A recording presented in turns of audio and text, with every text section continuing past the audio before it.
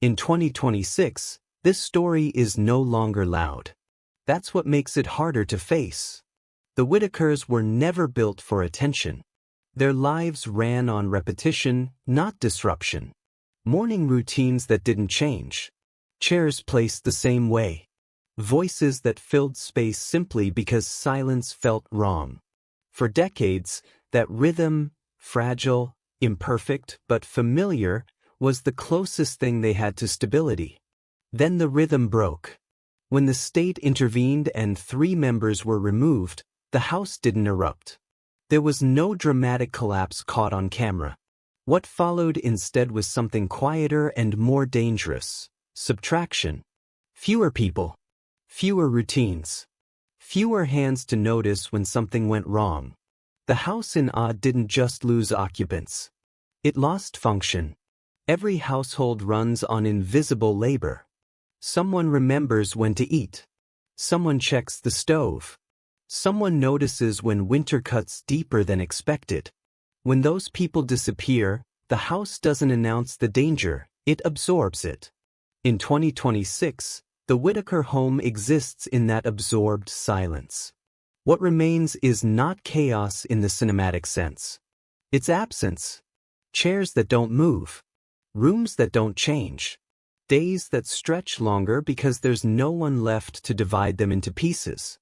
And this is where the story actually begins, not with removal, but with what removal leaves behind. Because once the state steps in, the family's future is no longer decided only by blood or habit. It's shaped by systems that speak a different language.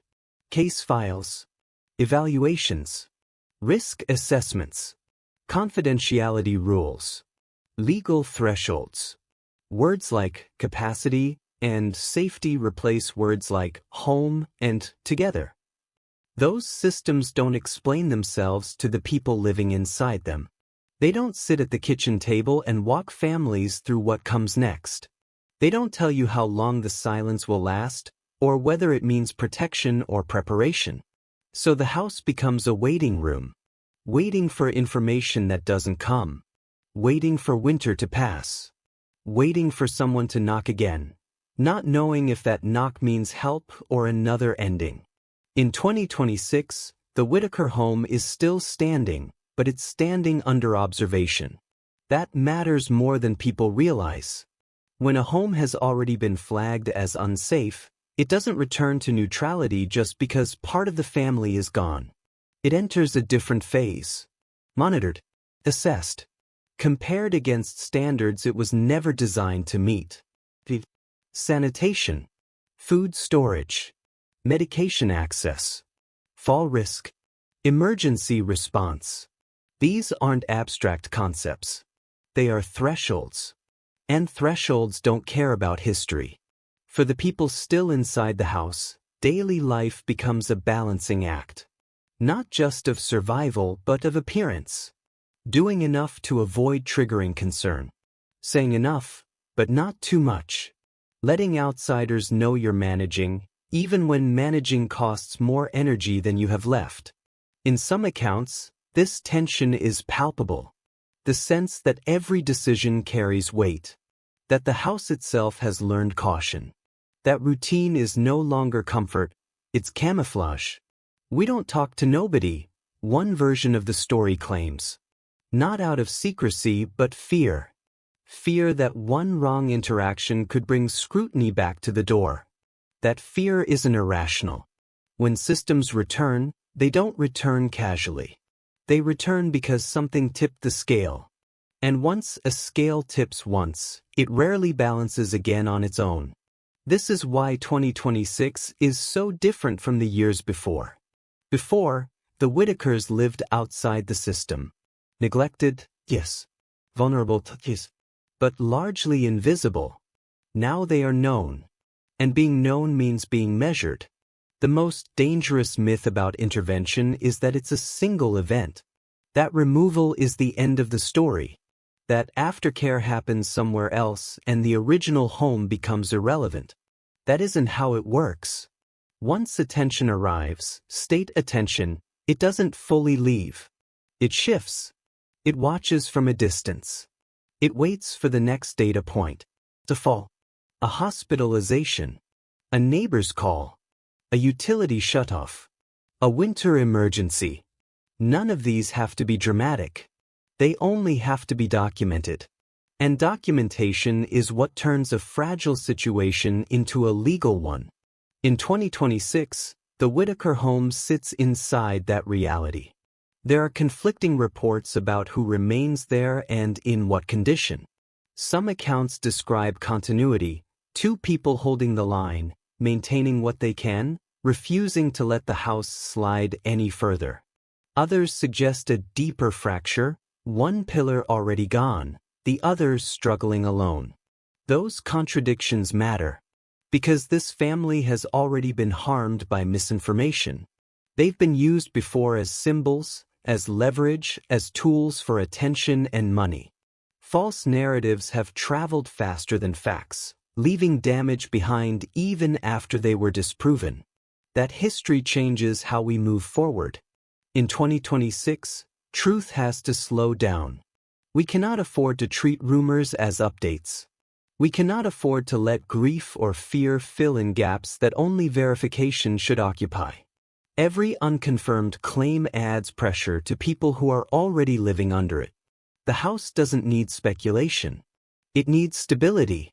And stability at this stage isn't just about money or repairs. It's about predictability. Knowing what rules apply. Knowing who is watching. Knowing what would trigger another intervention and what might prevent one. That knowledge is rarely given freely, which leaves the people inside the house navigating a system they didn't choose, with tools they were never given. This is why the question of 2026 isn't, what happened? It's, what happens next if nothing changes?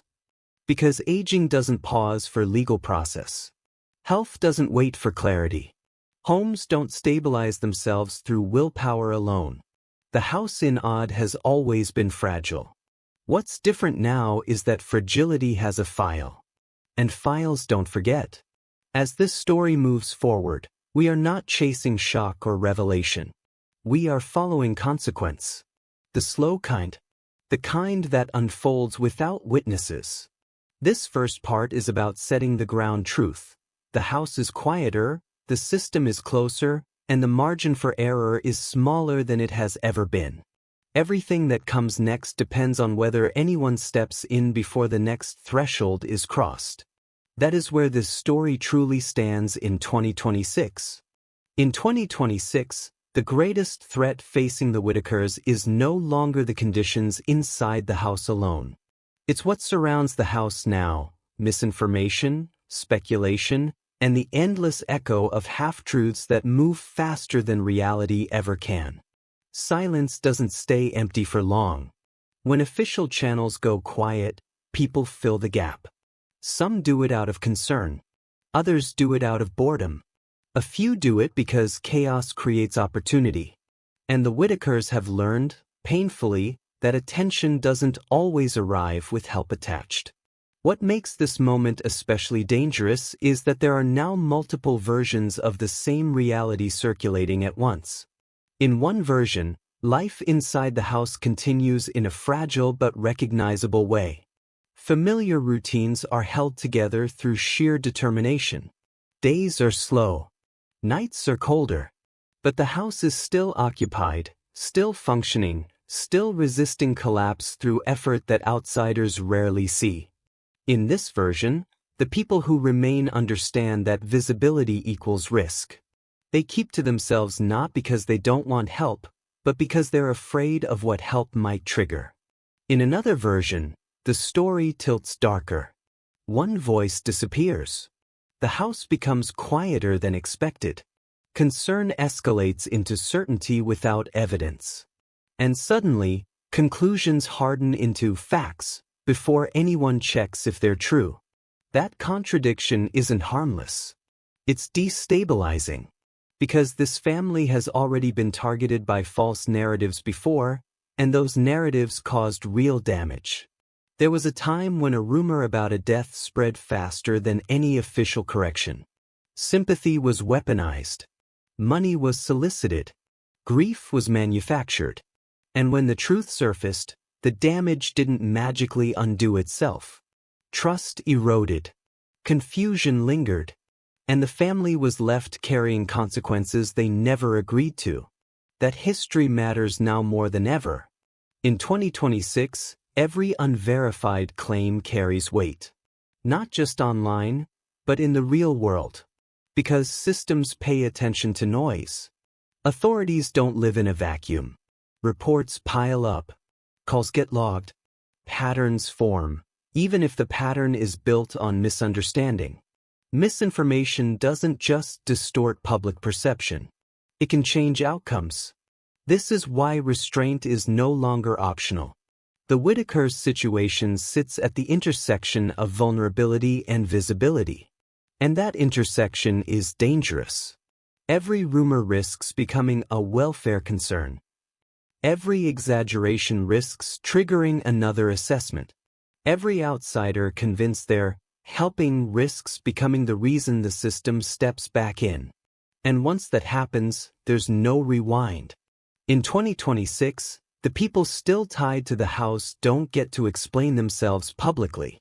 Confidentiality laws don't work both ways. They protect those already in care, but they also seal off communication. What's happening behind the scenes stays behind the scenes, even when silence breeds anxiety. So the internet talks louder. Some claim inside knowledge. Some claim insider sources. Others recycle old images, old assumptions, old fears, dressing them up as updates. The same phrases repeat. I heard. Someone said. It looks like. None of those are facts. And facts are the only thing that matters now. Because the Whittakers are no longer just living their lives. They are living under evaluation. That changes everything. When a home has already been flagged once, the margin for tolerance shrinks. The benefit of the doubt evaporates. Even neutral conditions can be reinterpreted as warning signs. This is why accuracy becomes protection. If the house is occupied, it matters who is there. If someone is absent, it matters why. If support is being provided, it matters by whom and how consistently. If there is decline, it matters whether it's being addressed. Guessing helps no one. And yet, the pressure to guess is constant. People want closure. They want clean narratives. They want to know if the story ends in rescue or collapse. But real lives don't resolve on schedule. Especially not when age, poverty, and bureaucracy intersect. In 2026, the Whittaker story exists in fragments. Verified information moves slowly. Rumors sprint ahead. And the family is left navigating consequences created by people who will never meet them. This is where responsibility shifts to the audience. Watching is easy. Speculating is easier. But neither is harmless anymore. If you care about the people inside this story, the most important thing you can do is resist the urge to fill in blanks. Silence doesn't mean nothing is happening. It means privacy laws are working the way they're designed to. That can feel unbearable. But it's also the reason some of the most vulnerable members of this family are no longer being used as content. Privacy is not abandonment. It's protection. The problem is that protection for some can feel like erasure for others. And that tension fuels fear. The house, meanwhile, doesn't have the luxury of abstraction. It exists in weather, in physical decay, in the slow wear of time. It doesn't care what version of the story people believe. It only responds to what actually happens inside it. Heat either works or it doesn't. Food is either there or it isn't. Health either holds or it declines. And those realities don't trend online. In this environment, misinformation becomes more than a nuisance. It becomes a hazard. A false report can spark a visit. A distorted image can provoke a call. A viral claim can force action before facts are checked. And once action happens, there's no undoing the stress it creates. That's why 2026 demands a different approach. No more amplifying claims without sources. No more screenshots without dates. No more recycled footage framed as current reality. No more turning uncertainty into content. This isn't about defending anyone. It's about not making things worse. The Whittakers have lived most of their lives unseen. When they were finally seen, it came with consequences they didn't consent to and couldn't control. Now, the only ethical path forward is to reduce harm, not increase it. That means letting verified information lead. That means allowing quiet when quiet is what safety requires. That means understanding that not knowing everything is sometimes the cost of doing the least damage. In 2026, truth is not loud. It doesn't arrive with dramatic reveals. It shows up in records, in patterns, in slow confirmations. And until those confirmations exist, the most powerful thing anyone can do is stop adding noise. Because the Whittakers don't need another wave of attention. They need time, stability, and space to survive whatever comes next without being pulled apart by speculation. This part of the story isn't about what we think is happening. It's about what we refuse to invent. And that refusal may be the only real protection left. By 2026, the Whittaker story is no longer driven by emotion alone. It is driven by systems. And systems don't act on outrage or sympathy. They act on documentation, thresholds, and risk. This is the part most people never see coming. When Adult Protective Services steps in once, it doesn't simply disappear afterward. It watches. Quietly. Methodically. Over time. And that changes the stakes for everyone left behind. For the Whittakers, this means life is no longer lived freely inside the margins of isolation. Every ordinary struggle now exists under the shadow of evaluation. Not because someone is being hunted, but because once vulnerability is documented, it doesn't get erased. It gets monitored. This is where the idea of a legal clock becomes real. The clock doesn't tick loudly. There's no countdown posted on the door.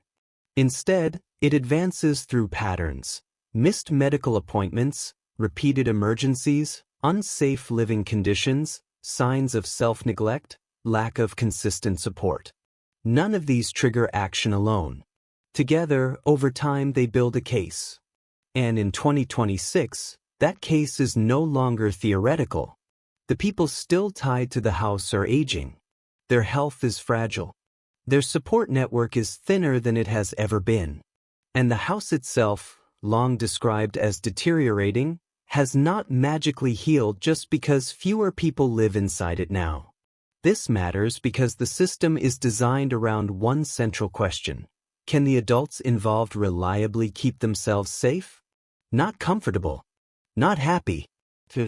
That bar is lower than many people realize, and higher than the Whittaker situation may be able to sustain indefinitely. Here is the hard truth. Independence is not the same as safety. And the law prioritizes safety. If a person can legally make their own decisions but those decisions repeatedly result in harm or risk, the system has a mechanism to intervene. That mechanism is guardianship. Guardianship is not punishment. It is not automatically removal. It is the state's last resort tool when autonomy and safety can no longer coexist. And once guardianship becomes a serious consideration, everything changes. Medical evaluations follow. Social workers document conditions. Courts get involved. A guardian ad litem may be appointed to represent the individual's interests, not the family's, not the internet's, but the person's legal welfare. From the outside, this can look sudden. From the inside, it is the result of a long, quiet buildup. This is why 2026 feels so tense. Because the Whittakers are no longer just living in a difficult situation. They are living on the edge of a decision that may not belong to them anymore. The system always prefers the least restrictive option. That means keeping people in their home if possible. supporting them where they are, adding services instead of removing autonomy. But that preference only holds if the environment can be made safe. If the house remains hazardous, if heating is unreliable, if food access is inconsistent, if medical care is reactive instead of proactive, then least restrictive becomes a smaller circle.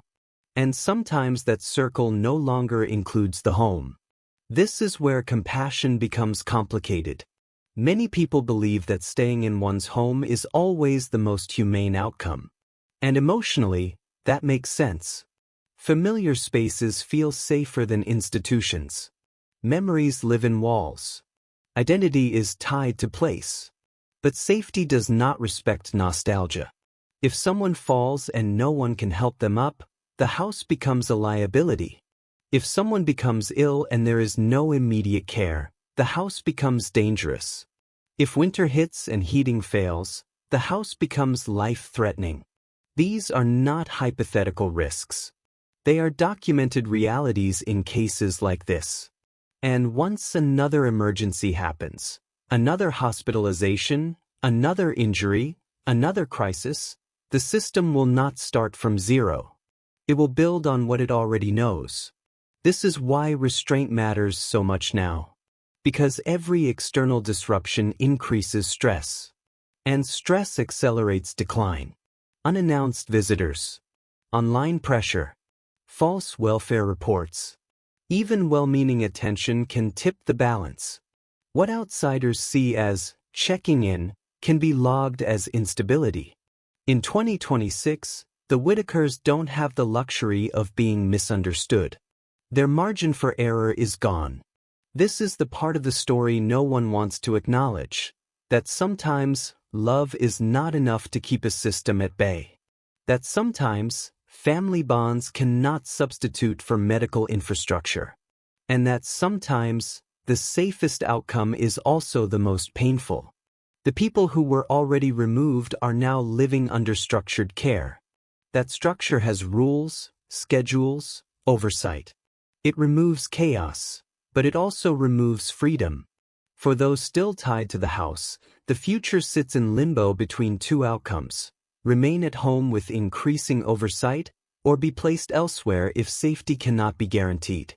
Neither option is simple. Neither option is free of loss. And the system does not care about public opinion when it decides. It cares about documentation. This is why speculation is dangerous. Every rumor risks becoming a report. Every viral claim risks becoming a red flag. Every outsider insisting they know the truth risks accelerating the very outcome they claim to fear. The most ethical thing anyone can do right now is allow the process to move without interference. That doesn't mean ignoring the Whittakers. It means refusing to make them a battleground. Because once guardianship proceedings begin, there is no crowd appeal. There is no comment section. There is only a courtroom, paperwork, and decisions that last. And if that moment comes, the Whittakers will not be allowed to explain themselves publicly. Their voices will be filtered through legal representatives. Their lives will be reduced to assessments and risk scores. This is why 2026 feels like a threshold year. Not because something dramatic has already happened, but because something irreversible could happen next. The house stands quietly now. Fewer people. Fewer routines. Less noise. And with that quiet comes scrutiny. What happens next depends on factors most people will never see: medical reports, safety evaluations, support availability, and whether the house can be stabilized before another crisis forces the system's hand. This is not a story that ends cleanly. It is a story that demands patience, restraint, and a willingness to accept that the most humane outcome may not look the way we want it to. In 2026, the real question is no longer who is at fault. The question is whether anyone can help without making things worse. If you've read this far, ask yourself this before commenting: does what I'm about to say reduce harm or add to it? Because right now, the future of this story is being written quietly, far from the internet. And the next chapter will not ask for permission. Comment below with thoughtful, responsible discussion only. What do you think the safest path forward really looks like in a situation like this? By the time people ask, where are they now? The story has already shifted into a phase most outsiders never fully understand. Because in cases like this, answers don't come in the form of addresses, photos, or updates you can point to on a map. They come in absences, in restrictions, in rules that feel cruel until you understand why they exist. The question about those who were removed, where they are, how they're doing, whether they're happy, keeps resurfacing because silence feels unnatural to people raised on constant access. But in 2026, that silence is not accidental. It is deliberate. State care operates on confidentiality for one reason above all others: protection. Once individuals are identified as vulnerable adults, their personal details are no longer public property. Not to the internet. Not to donors. Not even, in many cases, to extended family in the way people expect. This is where many narratives break down. People assume removal means punishment, or secrecy means something sinister, or lack of updates means neglect. But the reality is more complicated and far less dramatic. State care is not one place. It is a process.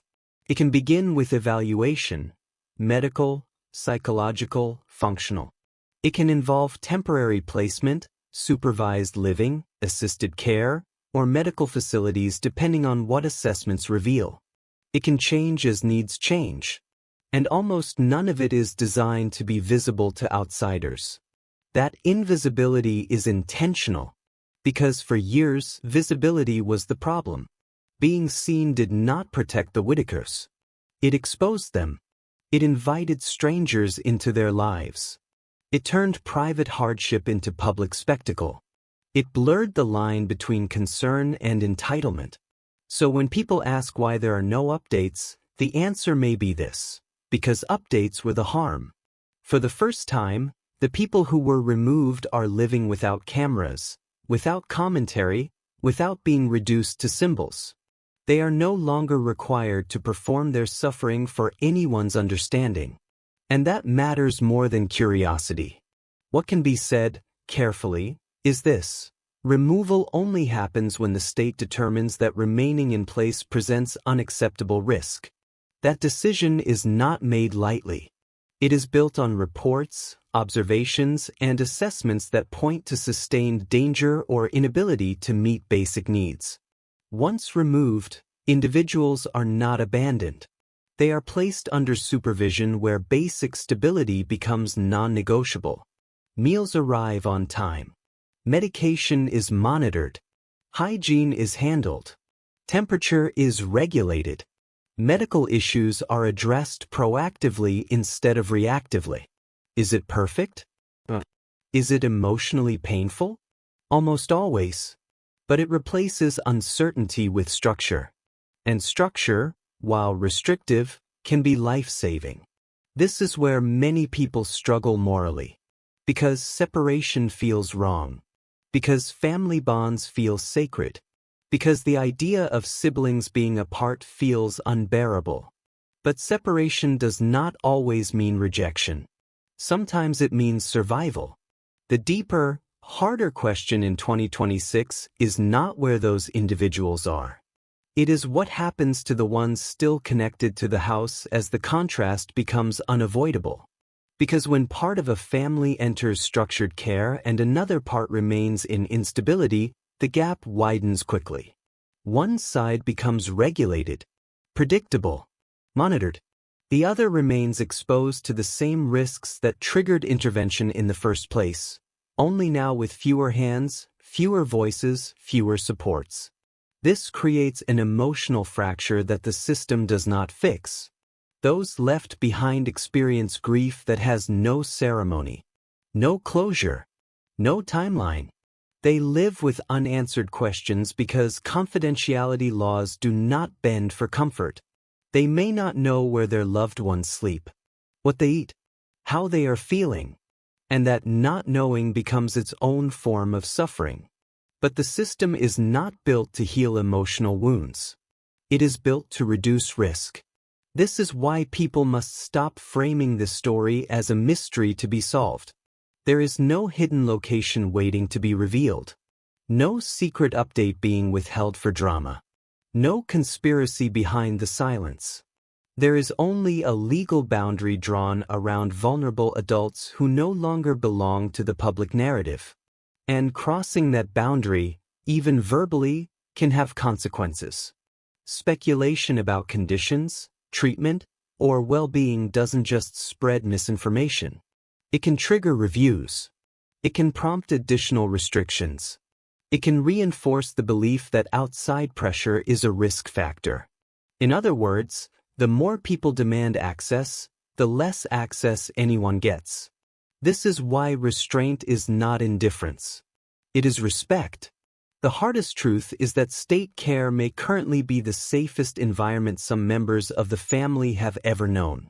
And that safety exists precisely because the internet is no longer invited inside.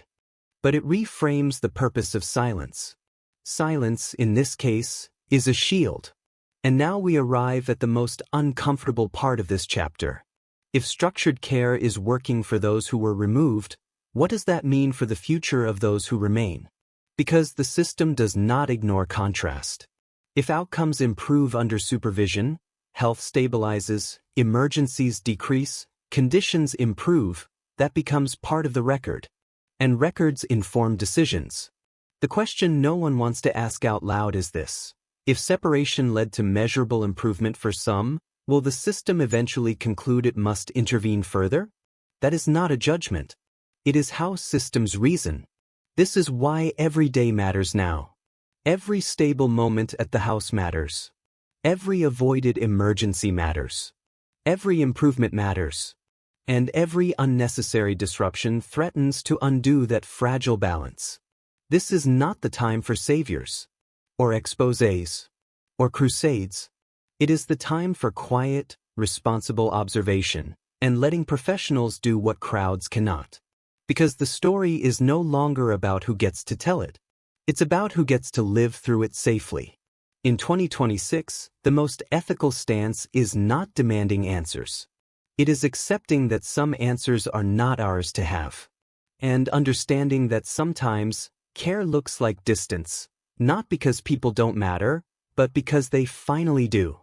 Comment below with care and responsibility only. How do we balance the need for accountability with the right to privacy when vulnerable lives are involved? By 2026, the Whittaker story reaches a point where the question is no longer who failed them in the past, but who is willing to act responsibly in the present. This is where narratives usually collapse. Not because there's nothing left to say, but because what remains requires restraint instead of outrage, patience instead of urgency, and care instead of control. What remains is aging. Aging changes everything. For Betty and Larry, aging is no longer something happening quietly in the background. It is the central force shaping every outcome ahead. Their world has narrowed. Not dramatically, not all at once, but gradually, through fatigue, grief, and the absence of people who once filled the space around them. Aging doesn't announce itself with sirens. It shows up in smaller ways. Slower mornings, missed meals, forgetting whether medication was taken, confusion about dates, exhaustion that doesn't lift after sleep. These are not moral failures. They are biological realities.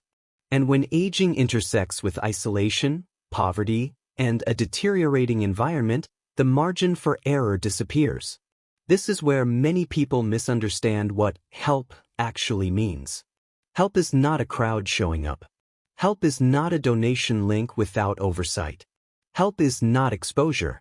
Help is stability, structure, and continuity, things that cannot be crowdsourced. The hardest truth of 2026 is this: the Whittakers don't need attention. They need systems. And systems move slowly. That slowness frustrates people who want visible outcomes. People who want reassurance. People who want resolution. But slow systems are often the only ones that prevent irreversible harm. This is why the future of Betty and Larry cannot hinge on viral interest. It cannot depend on whether people are still paying attention next month. It cannot be sustained by emotional reactions alone. What matters now is whether there is a realistic plan for aging in place, or whether the system will eventually decide that aging in place is no longer safe. This decision is rarely made in a courtroom first. It is made quietly through documentation, missed medical appointments, repeated emergencies, unsafe living conditions that don't improve, signs of cognitive decline. Each one becomes a data point, and data points add up. This is why the question, who will help the Whittakers, cannot be answered with names alone. It must be answered with infrastructure. Is there consistent medical care? Is there reliable access to food and heat? Is the home environment being maintained to a basic standard of safety? Is there someone accountable, not emotionally invested, not financially motivated, not seeking recognition, but legally responsible? If the answer to these questions remains uncertain, the system does not wait forever. Eventually, the legal clock resumes. And when it does, decisions become less flexible. This is the part of the story people often don't want to hear. Sometimes the state intervenes not because it wants to, but because there is no one else left who can. That doesn't make the outcome painless, but it makes it predictable. The tragedy would not be intervention itself. The tragedy would be intervention delayed until after a preventable crisis. This is why restraint from the public matters so much right now. Every rumor, every false claim, every unauthorized visit increases scrutiny, increases pressure, increases the likelihood that authorities feel compelled to step in sooner rather than later. People often believe they are helping when they amplify concern. But concern without accuracy becomes risk. Concern without boundaries becomes intrusion. Concern without patience becomes harm. The most responsible role outsiders can play in 2026 is not participation, it is protection. Protection of privacy. Protection of dignity. Protection of truth. This means refusing to spread unverified claims about deaths, removals, or conditions. It means questioning fundraising efforts that lack transparency. It means understanding that silence does not mean neglect. It often means legal compliance. And it means accepting that some stories do not belong to the audience anymore. The Whittakers did not choose to become a case study in internet ethics. But that is what this has become. Their story now tests whether people can care without consuming, whether they can observe without intruding, whether they can advocate without exploiting. The future is still unwritten. Betty and Larry are still alive. Their days still matter. Their comfort still matters. Their safety still matters. And what happens next will depend less on outrage and more on whether the right supports quietly take root before another emergency forces the system's hand. This is not a call for action in the traditional sense. It is a call for discipline, for patience, for humility, because the final chapter of the Whittaker story should not be written by strangers trying to feel useful. It should be shaped by careful, professional, accountable care that centers the people themselves, not the narrative around them. If there is one lesson 2026 demands we learn, it is this. Attention is not care. Silence is not abandonment. And dignity is not negotiable. The future will not be loud. But if done right, it can be safer than the past. Comment below thoughtfully. What responsibility does the public have when a private family's suffering becomes a shared story, and when is stepping back the most ethical choice? Thank you for watching this video. Click here to watch another video that might interest you.